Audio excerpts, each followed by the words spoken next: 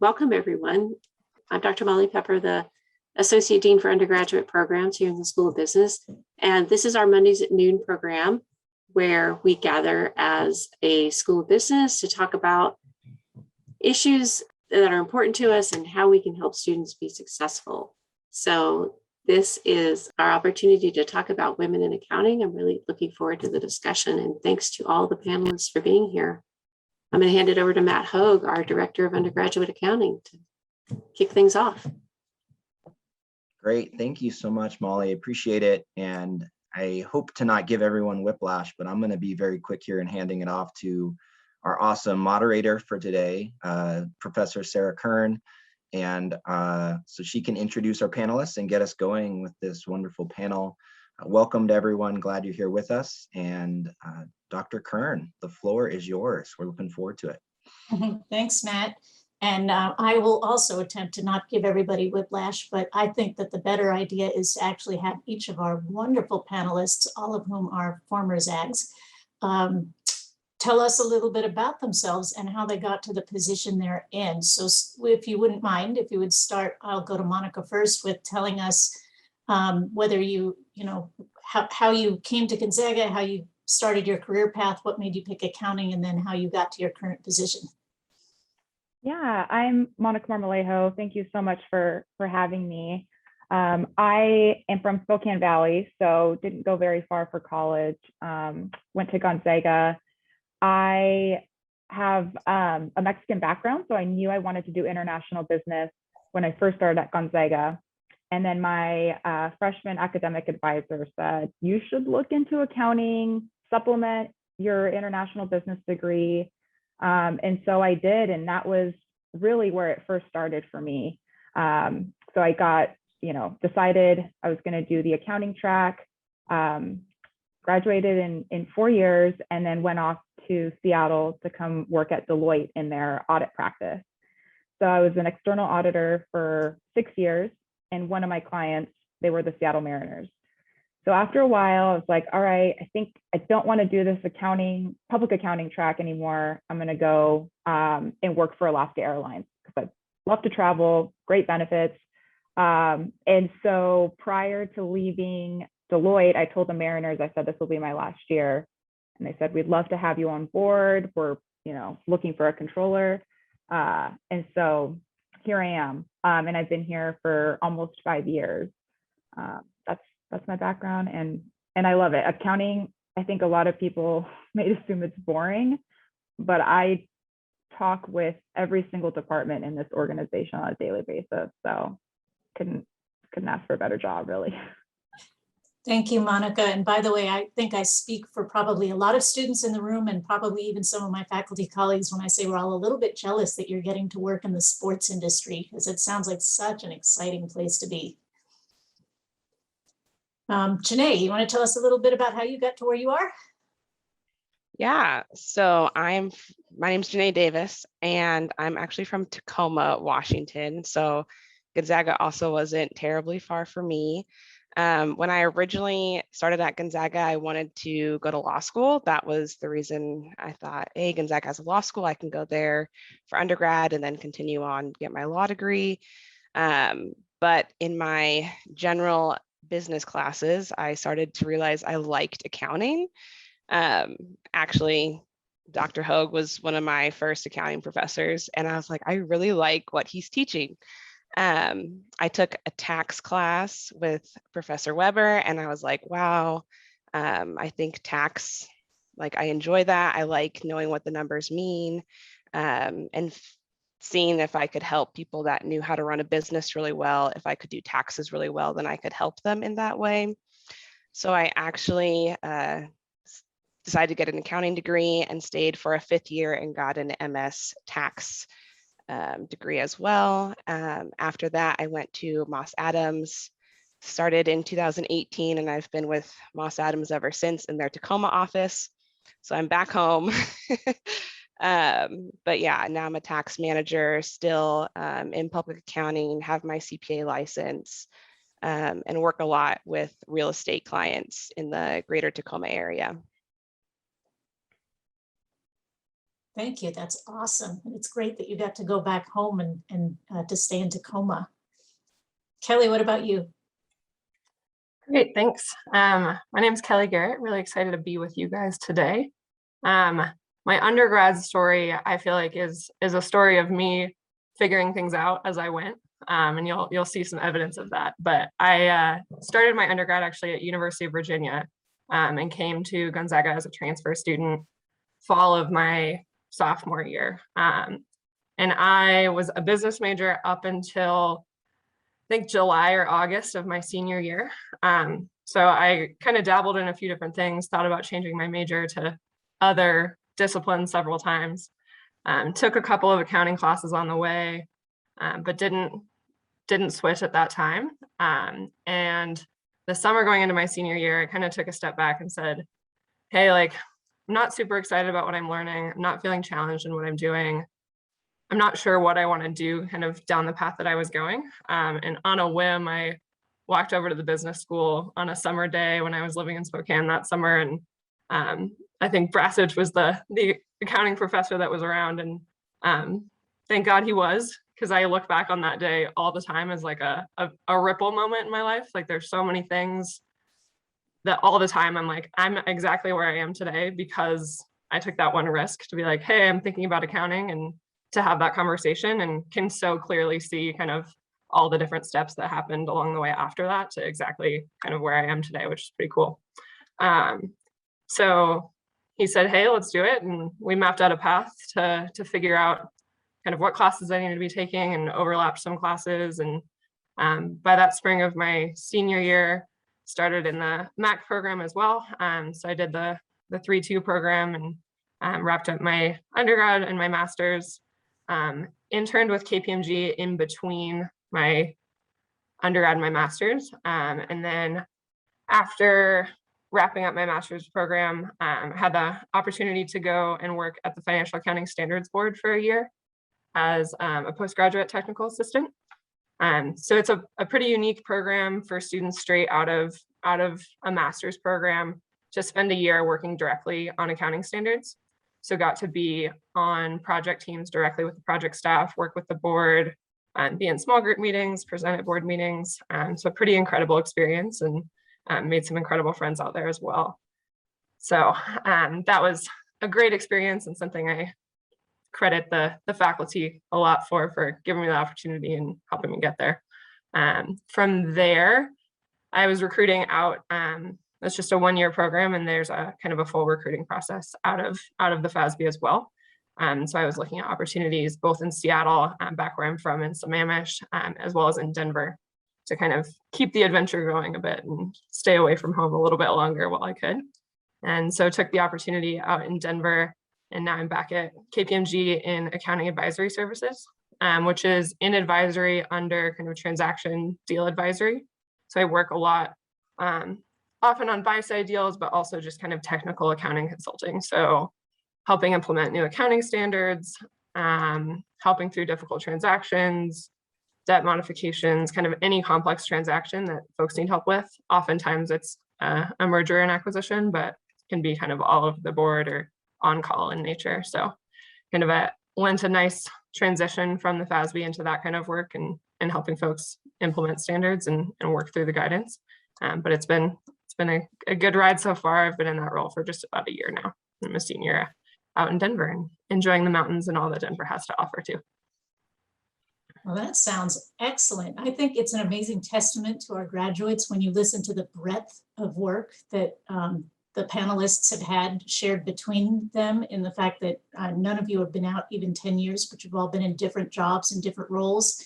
And so it just shows all the different kinds of opportunities that are out there with the kind of accounting background that you're getting here at Gonzaga. So thank you for coming and sharing your time with us today, and for being willing to talk about what might be some slightly sensitive issues. And I think the audience and I are most interested in hearing about what your experiences have been like on that front. So I did want to thank you for coming and participating today. Also, a reminder to everybody out in the audience, if anyone has questions, please feel free to either pop them into the chat window. I know that Dr. Hogue is monitoring that chat window as well in case I don't see it. And also if you want to pop up your hand or unmute yourself and just ask a question, I'm sure that the panelists would be more than happy to answer that. So I thought I'd open up by asking kind of a broad question, such as, have you ever encountered a situation where you were treated differently, possibly mistreated, either by your colleagues within your organization or by a client outside of your organization because of your gender? And I don't know which one of you might want to start first. I don't know if you want me to call or you just want to jump in.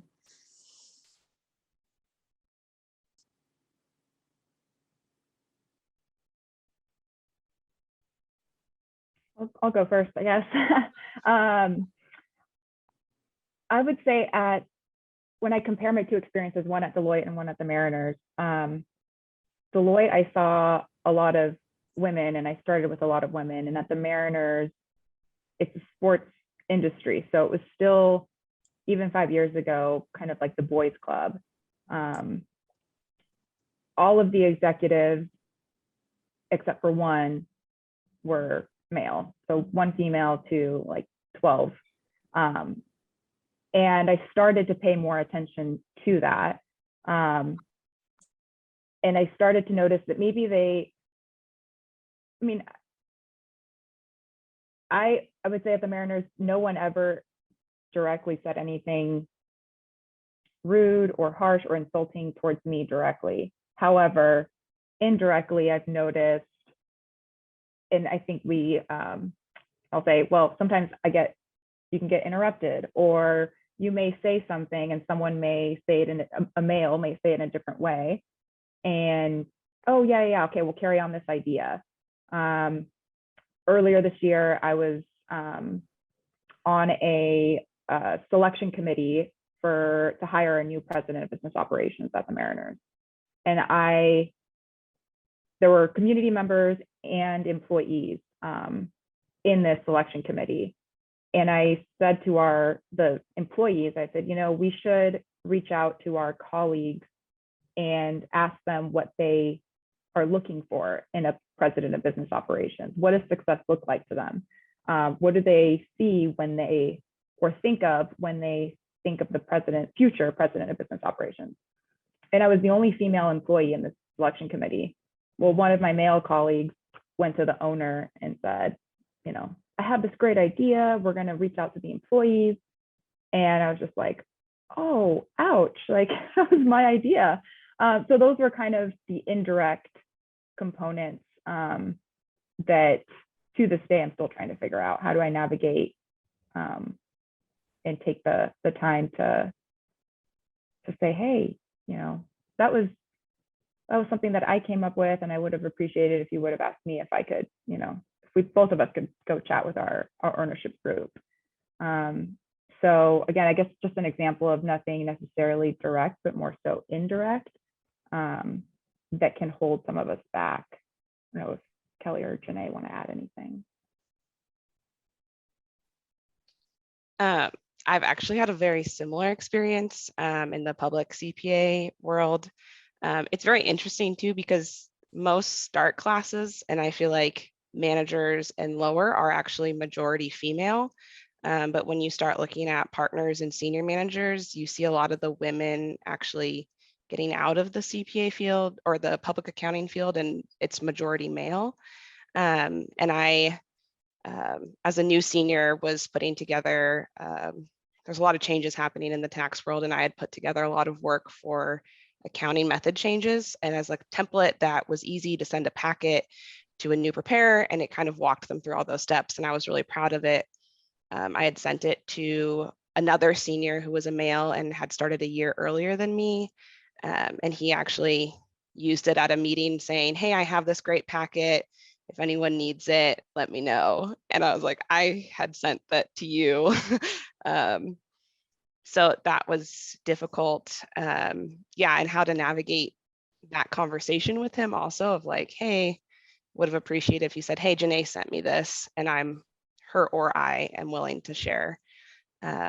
Also with clients, I think I have to work a little bit extra hard to earn the respect. And that might also be because I'm just younger in my career. But I do have clients that will reach out just to my senior manager, who is a male, and not to me, even though I'm the one that is asking for information, I'm asking follow-up questions. I can be totally engaged with that client, and yet still a male owner might only reach out to my male supervisor and not include me on those emails. So that's something that I've definitely been working more on, is speaking up in meetings that I have with them. So that way they know, okay, Janay does know what she's talking about. She is knowledgeable, to kind of start to show I'm not just here to do the busy work. I actually know things that I'm talking about. But yeah. I'll jump in with a couple thoughts too, to echo some thoughts and add some as well. But I feel like I've had a similar experience with Janay. Of all of my work experience have been female dominated in terms of the people I'm working directly with. My start class at the FASB was primarily female. And then my group in Denver is heavily female as well. I was working on a project end of January, early part of this year, and it was pretty cool because our managing director, manager, myself, and our associate, it was an all-female team. And there are so many times where I look around around the room or the virtual room now, and it's usually when the meeting's almost over, halfway through, that I pause and look around and realize I'm the only female on a call.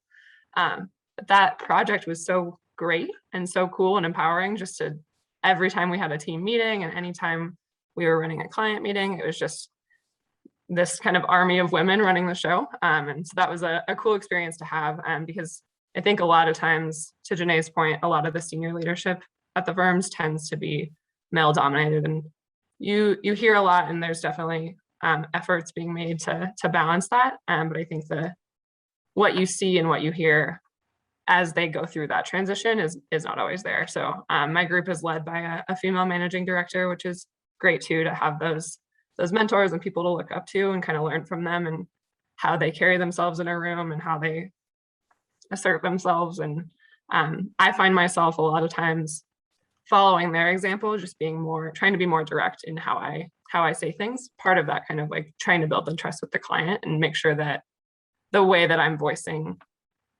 my stance or talking them through the guidance on something is coming across as strong, and leaving little room for doubt, knowing that there's things that are working against me and working against my perspective, and trying to be aware too of there are some instances where if I say something to the client, it's not heard as much.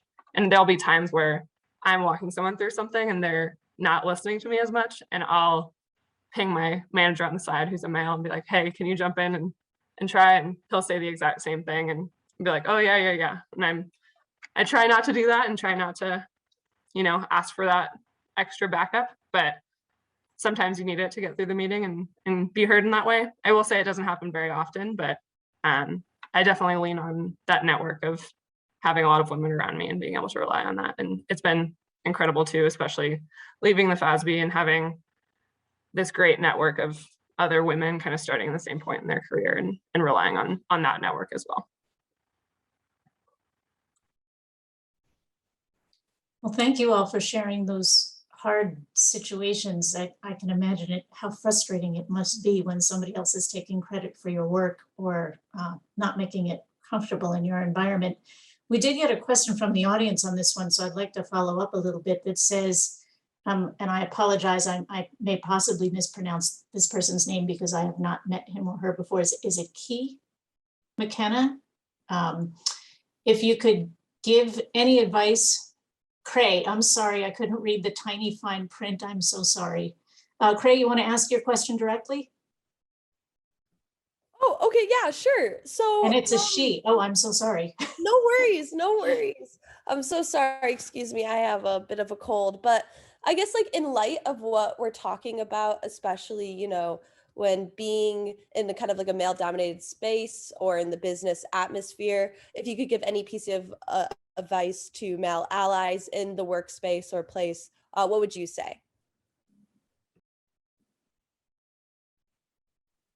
And I think men or women, if you see something happening in a meeting, whether someone gets interrupted or maybe a woman doesn't have enough or equal airtime as a male colleague, is taking the time to, during that meeting, oh, Kelly, do you have anything else to add? Or you were talking about XYZ, do you want to finish your thought? I think you were interrupted by so-and-so, and calling that out. And if it happens consistently and you have a good relationship with this person, maybe, chat with them and say, hey, do this at your next meeting and carry that on. So I would say to male allies and just anyone really, just keep an eye out of what is being said. It could be through body language because men usually take up more space in the room. And so just don't be afraid to speak up.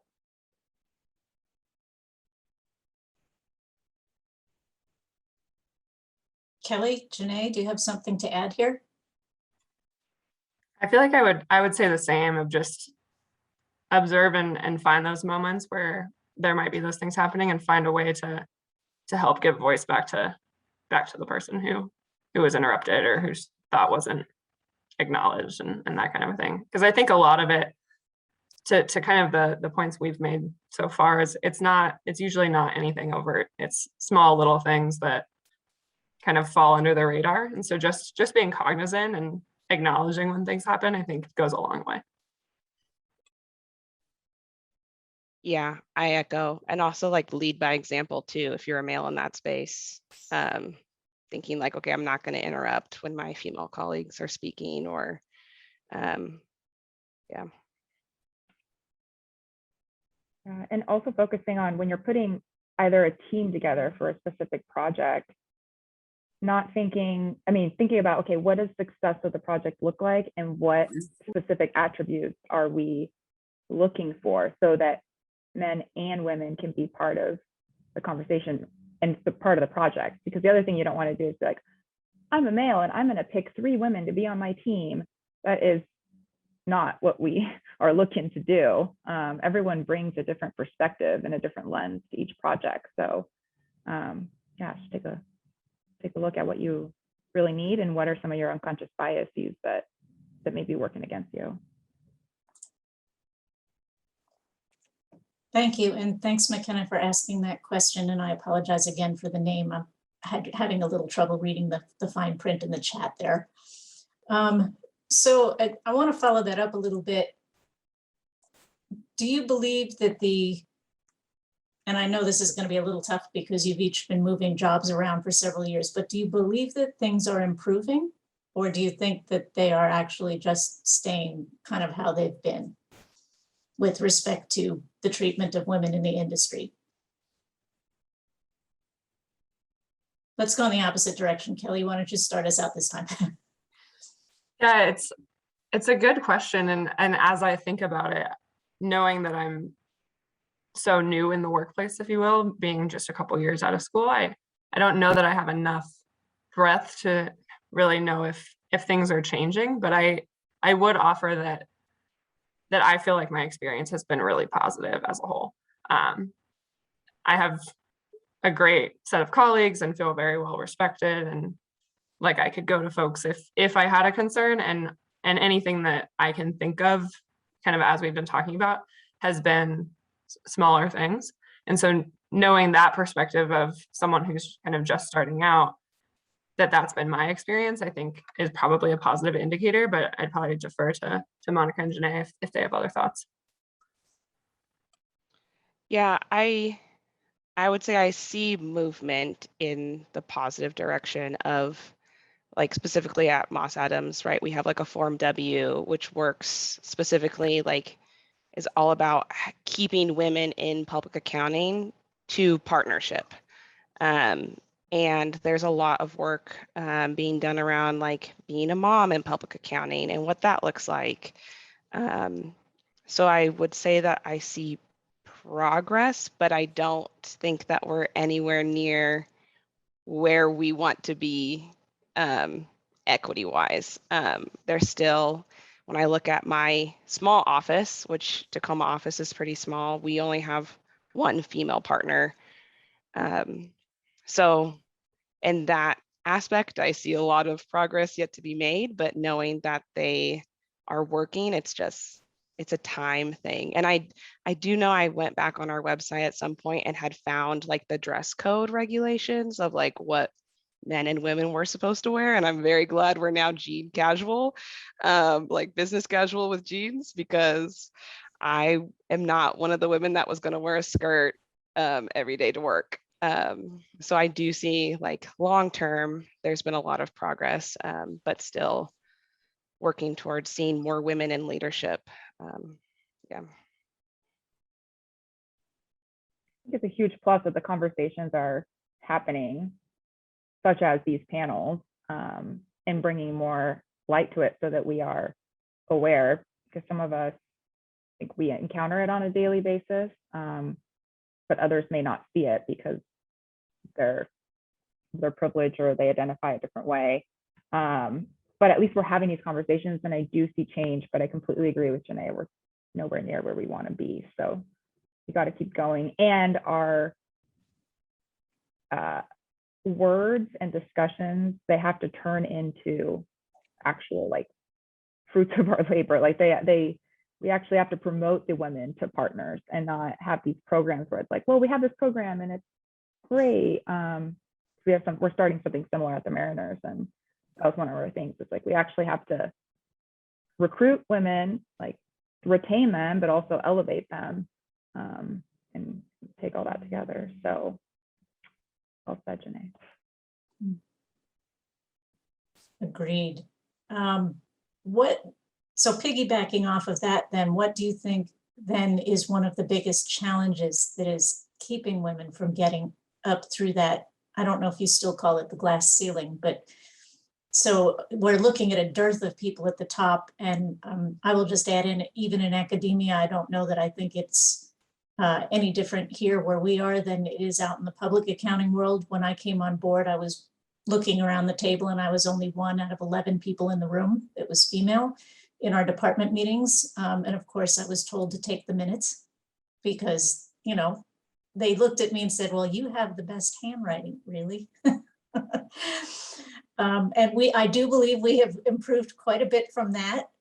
But I think that there are still probably some steps to think about. So what do you think are the challenges in getting the women into the roles such as partner or director or leadership? Janay, let's start with you. Well, I am just coming off of a 10:15 deadline. And the number one thing I can think of is thinking about how to balance having kids and being an active mother with my family while also working busy season hours. And that's like the industry, I understand that. And it's, how does that work when you're a partner and you are going to have long nights at the office? And what does family time look like? Where does that balance come in? Or what are you willing to sacrifice in order to make everything work? And I guess I don't really have an answer. I don't know what the solution is. I mean, the partner in our office, her kids are older now, but I know she did take off time from public accounting life when her kids were young, and then came back to it because she does, I mean, she loves what she does in the CPA world. So I think just the time and the balance with family and wanting to be an active mother, I guess we take that, yeah, that balance is just harder the higher that you get.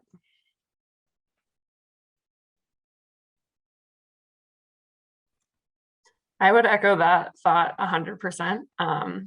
And knowing that I'm young and kind of just starting out, even in that environment, as I think about my life and how it progresses in my career and how it progresses, that's already something that I think about of like, how would that work? And I think there's a lot of, to Monica's point, like there's a lot of programming, there's a lot of initiatives, there's a lot of things that the firms are doing and that companies are doing to further that, and alternative work plans and flexible work.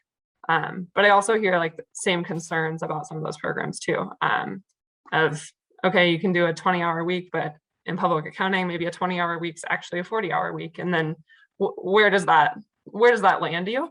And so it's interesting to see how different people navigate it. And I think the examples I've seen is that obviously everyone navigates it differently.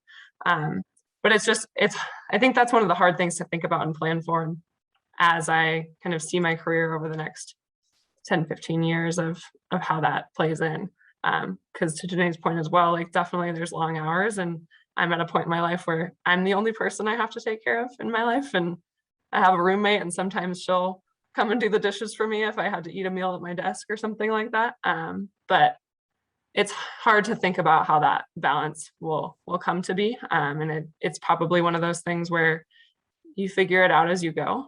But it's definitely a common experience, I think, among my peers of that worry about that. But not to discount as well to like other issues facing women that choose not to have families or pursue that in their own lives, because I think there's certainly other issues and other things that can be addressed as well. Yeah, and I also on there's so many studies out there, and they're so interesting about, women and their roles in the workplace, but also their roles at home. If they do have kids, they take on, the majority of the housework. Or I have a friend who also graduated from Gonzaga, and she's getting her PhD in sociology. And one of her studies is the housework that's divided between men and women. Typically men are like, yeah, I'm going to mow the lawn, I'm going to take out the garbage. Those are things that happen once a week.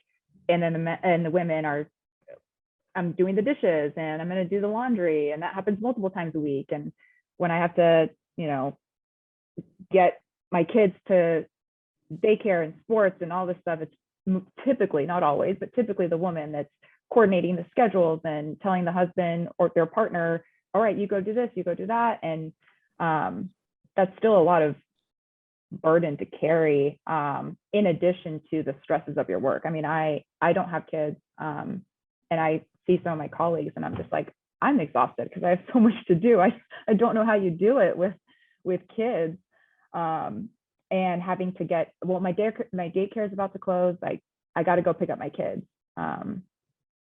I very rarely hear my male colleagues say that. I would say 80 to 90% of the time, it's my female colleagues that are, sorry, I have to jet out. I have to cut this short because I have to go pick up my kids. And I have noticed that trend. And that makes it hard to advance in the workplace when you have, men that can stay at work. But then I also want to point out there's the other side of it, where those of us that don't have kids, unintentionally, I think sometimes there's this expectation of, well, you don't have nothing to get home to, or no one's waiting for you, so can you stick around and finish this project for 2 more hours? I'm like, oh, okay. I mean, I do want to be a team player, and these people have kids to get to, I will do it. But when you add all those hours, that can take a heavy burden as well. So it's just making sure that the loads are equally distributed. And also on the topic of, I've seen this more, and I've been paying attention to it, where women doubt themselves more than men do. I'm not saying that men don't doubt themselves, but men, sometimes they don't even prepare for a meeting, purely from my experience, and they go into this meeting and they just wing it. And then, the CFO is like, yeah, great, okay. And meanwhile, women spend like 48 hours preparing for a 1-hour meeting. That's a lot too. So I say these examples because I don't know if that contributes to burnout on women, where they're just like, I can't do it, even though there's these programs in place. I don't, to Janay's point earlier, we're not there yet. So more glass ceilings to be crushed. Okay. Go ahead, Janay.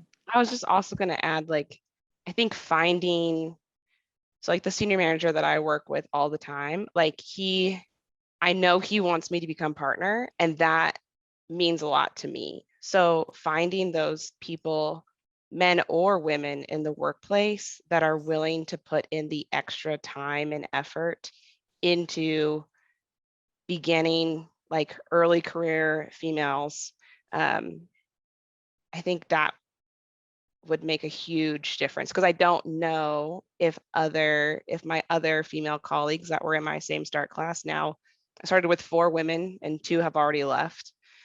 So it's me and 1 other that are still there. And like the intentionality that he has with his time, helping me and wanting me to promote and working with me so I get the experience that I need, is huge. And I think that's the reason I'm a manager after 4 years. Like was really fast.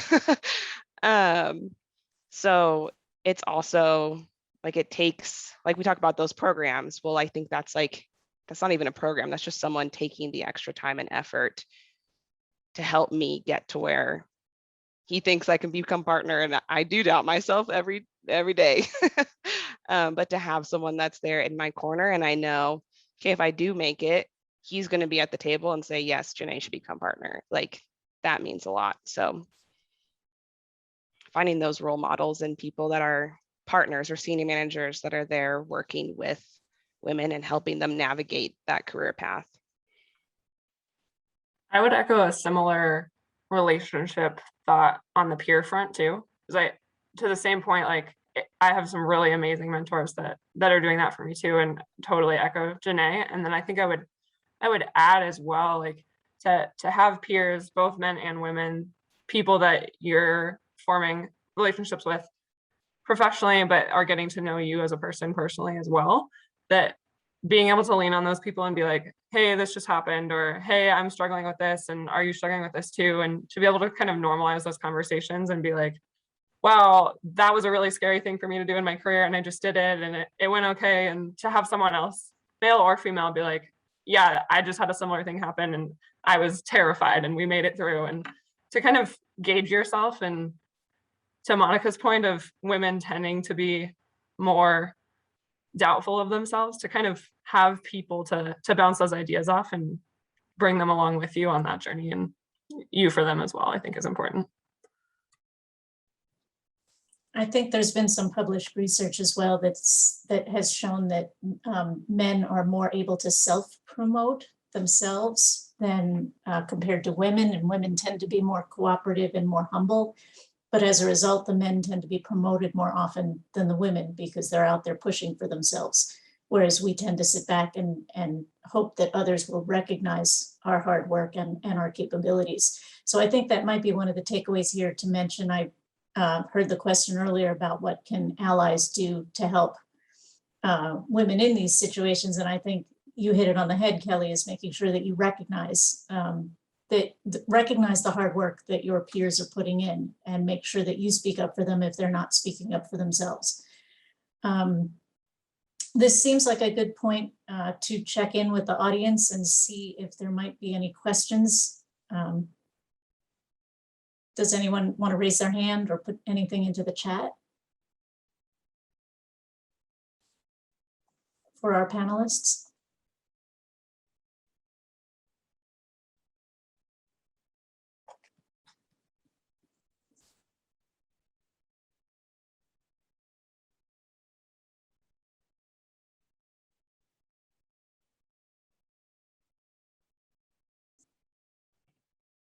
While people think of questions, I just wanted to add something that Kelly and Janay said that reminded me is, in addition to the allies, to those people that are, with you, side by side every day, I want to make a distinction between like mentors and sponsors.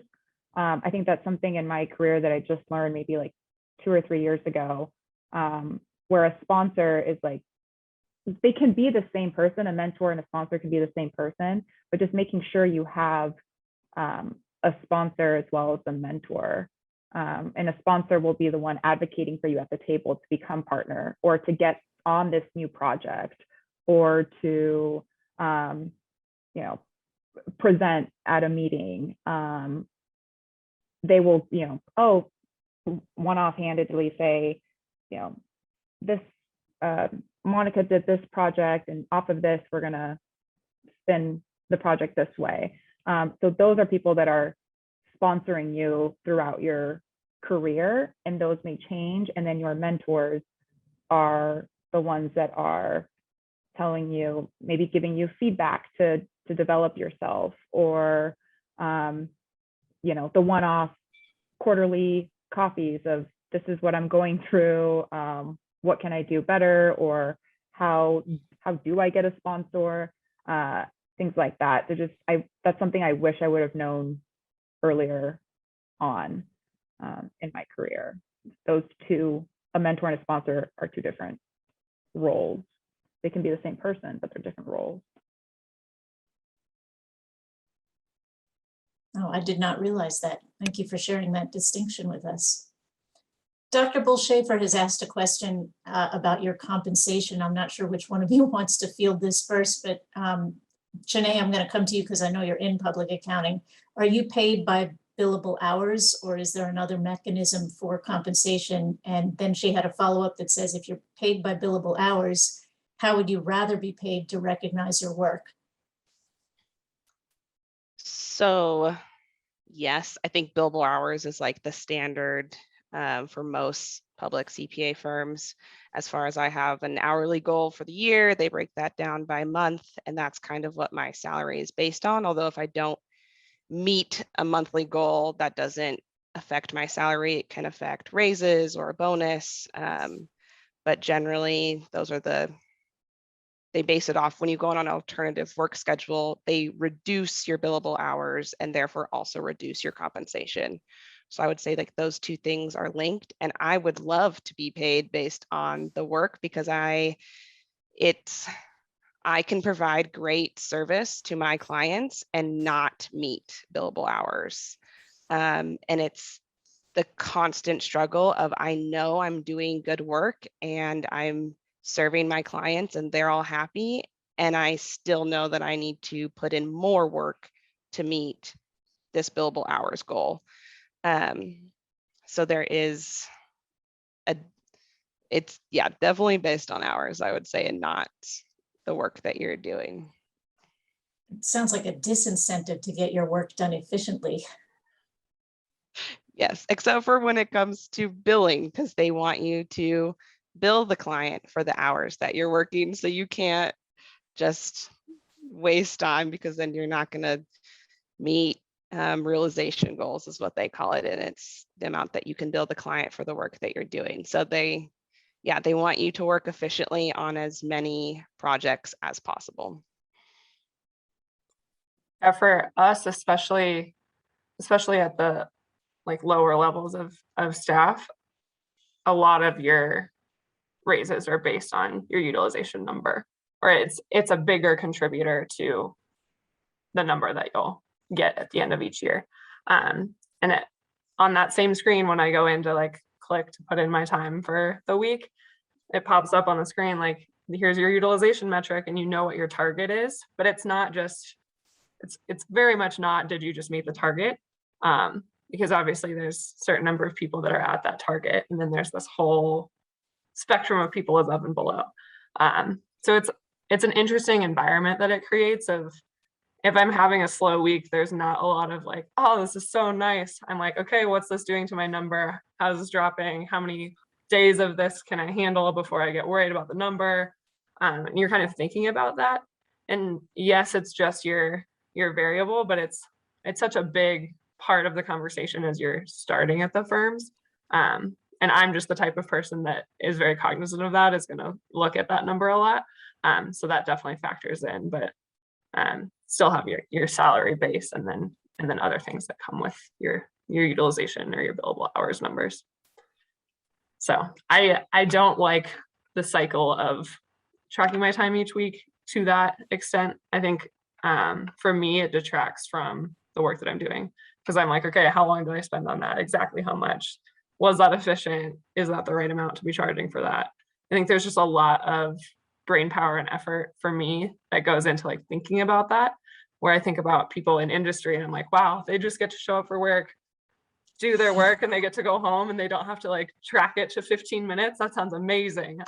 So I think someday we maybe won't have to worry about that, but for now it's just kind of a natural part of the beast, I suppose. Oh, that's why. Yeah. And I have a test on. Monica, now that Kelly just put you in front of that bus there, do you want to let her know what it's like on the private side? Honestly, my friends and I that have left public accounting, that's our favorite part. We're like, no more time and expense. Like, this is amazing.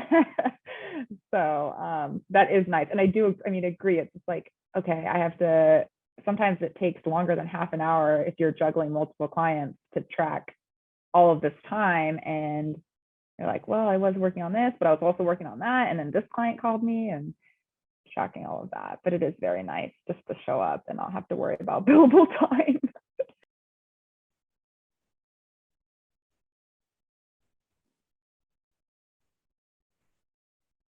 Does anybody else in the audience have any questions?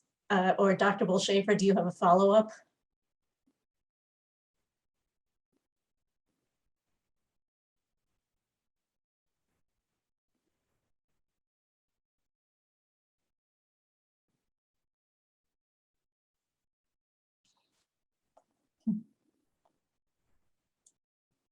For those of you that might be there in person, she did say LOL.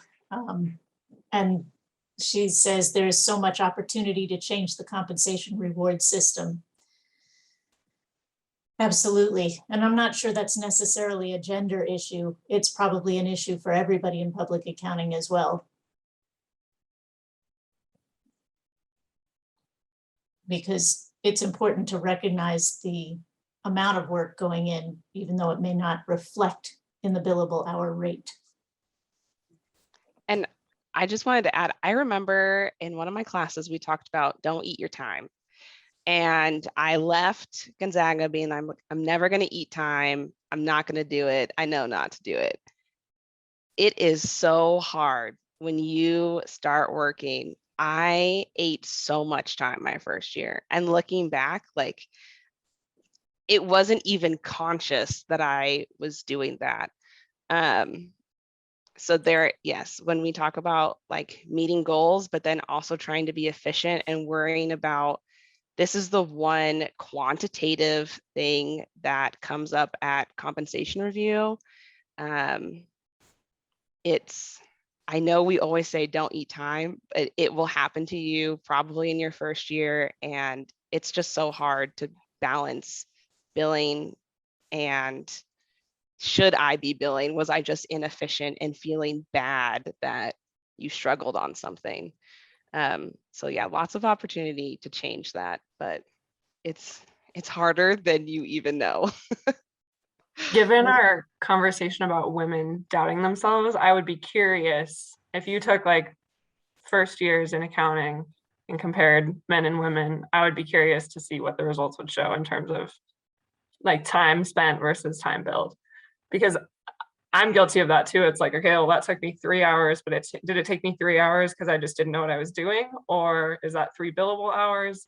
And I would venture to guess that those doubts and questions might pop up for women more than men. Yeah, I'm sure. Go ahead, Matt. I know it's something, it maybe wasn't just my class, but something for sure that I bring up in classes. And I've found when I did it in public accounting, it was often associated with that kind of self-doubt that I think both Janay and Kelly highlighted, that, you know, I feel like I could have been more efficient. So I don't want to ding the firm, or I don't want to ding this client for the time I spent learning something. And it is hard. And I think one of the bigger issues with it isn't so much the underreporting, but just the self-doubt that's coming with that. And when it just becomes almost mindless, or whether it's through the pressure or through that just crush of first year learning, yeah, it's tough to get out of the way of that freight train, I think, at times. But I think I certainly appreciate you sharing your perspectives on it, Janay and Kelly. It's I think an important issue, and the personal confidence thing is, to me, the most important thing to be reflecting on, and at least holding on to your confidence. It's very natural to have a learning curve. It's one of the steeper learning curves, I think, in any profession, that first year of public accounting. And you've got a lot on your minds. Things as simple as keeping track of your minutes is not nothing. It takes up a lot of mind space. And so I think that's important to acknowledge. So thank you.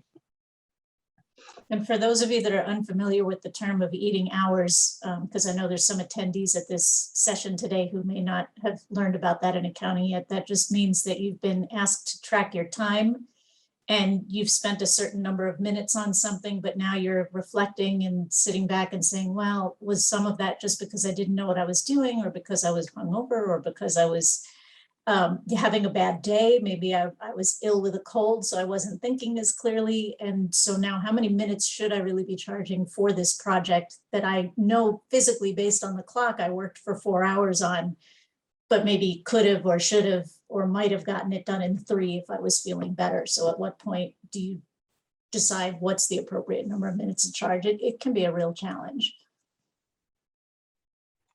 It's one of those things too, where it's like the golden rule is charge what you work, but you couldn't talk to anyone at the firm, and I feel like you'll get, if you talk to 10 people, you might get 7 different answers of what that means in terms of, okay, if it's your first time seeing a topic and maybe you had to do some research, some people might tell you that that's charge time to one spot or another. And I think there's so many different kind of dynamic parts of what goes into the complexity of charging time, and I think it's an interesting issue for sure.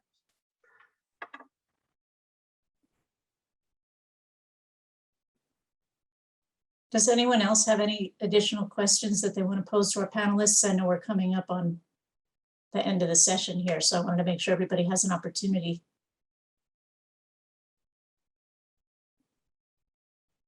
And if not, I do have one more that I would love to get your opinions on.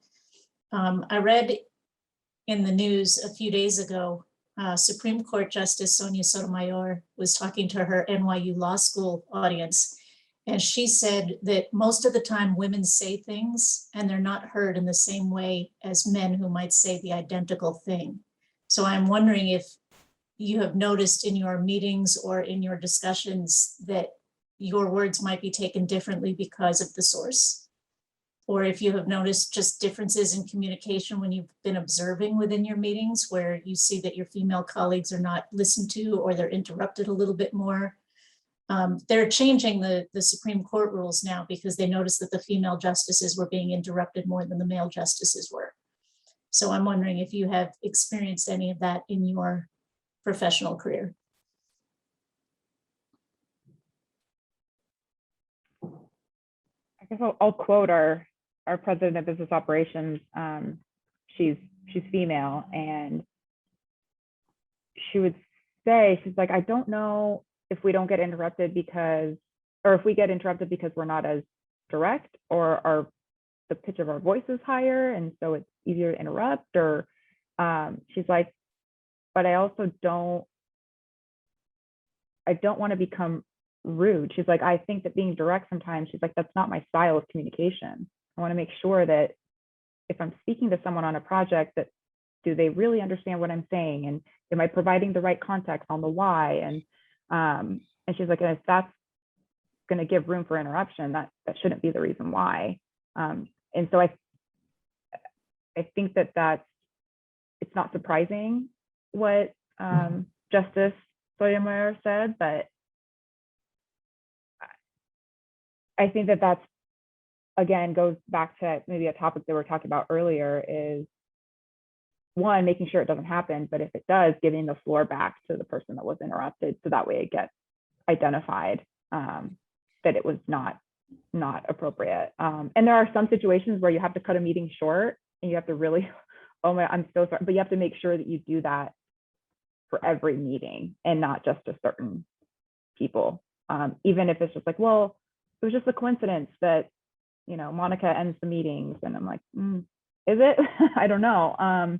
But I just think that also just wanted to make the distinction of, you don't have to change who you are, because if you find that you're starting to change who you are, you're not going to last in your workplace, and the workplace wants you. If you are You know, the workplace needs someone who's direct, and the workplace needs someone who's more collaborative. So don't change who you are.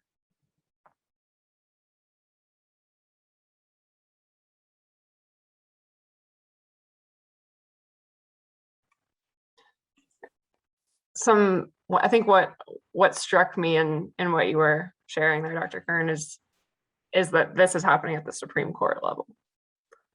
That there's like women at the top, the highest level that they could be in their field, and that experience is shared by them, and it's shared by women kind of in industries all across the country. And that's both like a uniting experience, but also not one we want to unite around. So I just think that's kind of what struck me from that comment, but I think I share Monica's thoughts on kind of the impetus there of moving the needle on that one.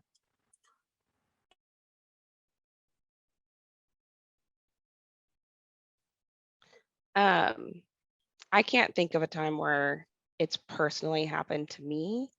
But it makes me think about the roles that women in my office take on, which are usually like the people roles. And wondering if that also plays into the conversations that are being held at the top. If they want to talk business, and then they get to how are the people doing, and that's the area that gets cut short, or people don't care as much about because that's not the money conversation. Because I do see we have like cornerstones, and one is people. And so we do have a meeting where we just talk about just how people are doing, how, especially in COVID and virtual and all of those things. So also the roles that women tend to take on, not only at home, but also in the workplace.